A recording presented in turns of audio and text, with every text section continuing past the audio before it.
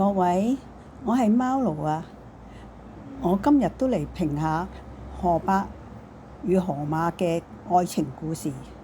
河伯與河馬嘅轟轟烈烈、震撼全世界華人嘅愛情故事，幾乎全世界華人冇人唔知道嘅。河伯同河馬年齡相差33年，係一對忘年戀。佢哋相識唔夠2個月就急急註冊結婚啦。佢哋喺恩田村街市嗰度認識嘅。河伯買咗30幾萬金飾俾河馬，當中有一對3兩幾重嘅龍鳳鈪啦，一隻勞力士錶啦，同埋一隻2卡重嘅鑽石戒指。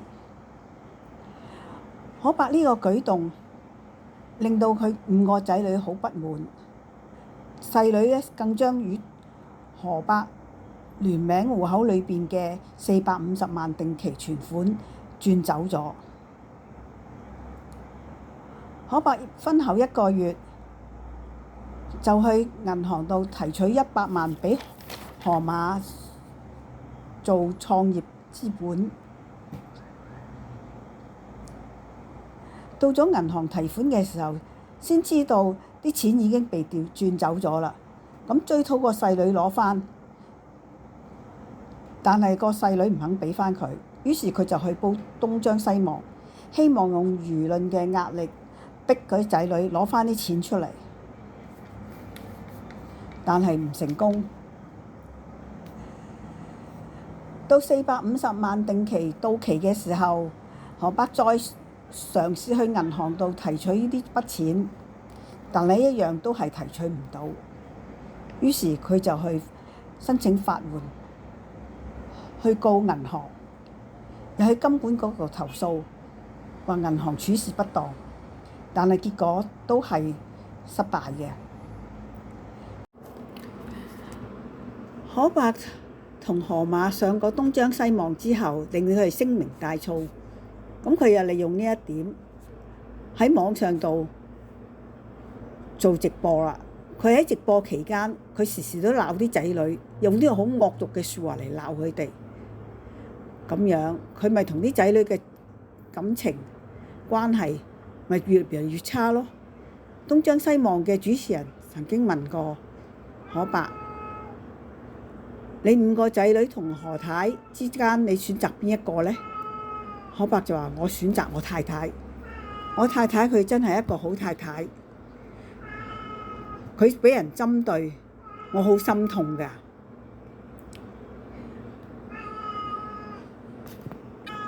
佢呢個舉動簡直係愛美人而唔愛親人，簡直係講出嚟係驚天地泣鬼神。相信喺早期嘅時候，河伯係非常之甜蜜嘅，佢應該係有初戀嘅感覺。何太應該喺最初嘅時候對佢都係好好嘅，好關心佢嘅，令到佢好死心塌地。但係諗唔到，到最後佢哋係會喺屋企嘅電梯大堂嗰度，2個人大打出手。咁河伯同河馬2個都惹上咗官非啦，2人都被告傷人罪。河伯就選擇認罪，因為患癌症末期就被輕判咗2個月。因為佢認咗罪之後就要還押監房，但係因為佢有病嘅關係，就喺羈留病房嗰度。咁到佢判刑2個月嘅時候，就已經係過咗刑期，佢唔需要坐監。咁跟住呢，河伯就喺過咗幾日之後就離世啦。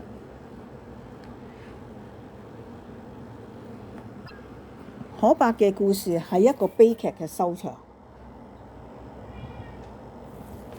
河馬唔認罪，到明年先至有結果。可伯喪妻9年俗言其實係無可厚非嘅，問題係佢娶一個年齡相差33年嘅女人，就算對方唔係為錢啊，亦都好難溝通啦，彼此有好大嘅代溝，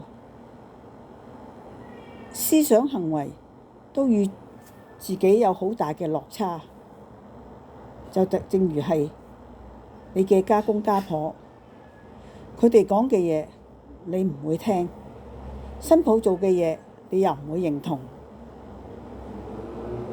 咁為咗息事寧人，大家唔出聲咯。但係夫婦就唔同啦，可能大家企硬唔讓步，最終咪係離婚咯。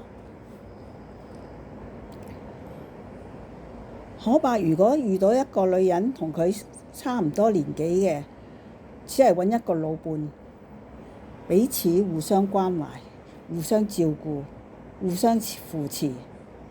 所謂少年夫妻老來伴，老咗有一個老伴，大家照應，咁大家嘅身心都會健康一啲啦。佢唔會好似有河馬咁激情，但係河馬喺早期嘅時候係好甜蜜，但係到收尾嘅時候就係大家去到互相毆打。咁你諗下嗰個感情過山車，喺一個老人嚟講係幾咁難接受呢？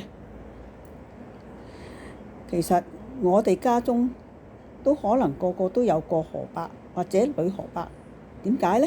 因為冇咗老伴，一個人到自留喺屋企裏邊，感覺好悶、好孤單，於是乎就會出街亂咁逛，就係咁俾佢遇上嗰個河馬。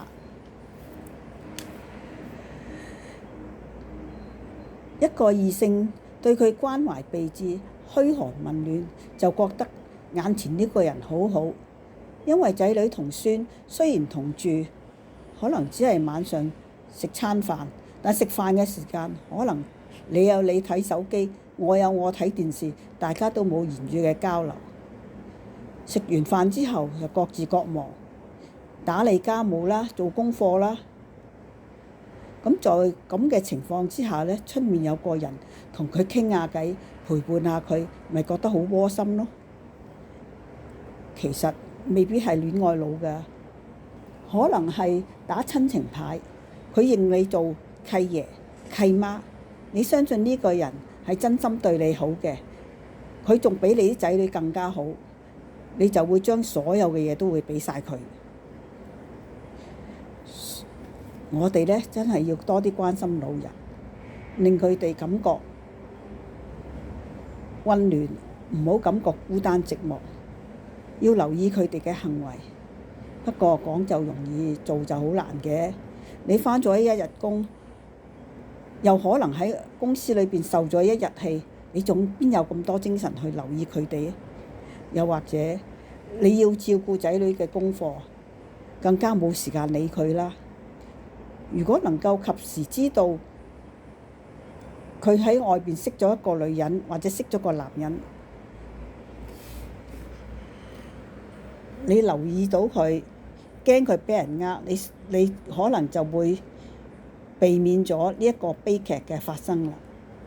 咁各位，希望你哋鍾意我嘅評論啦，希望你哋點讚同埋留言同埋訂閱啦，多謝各位。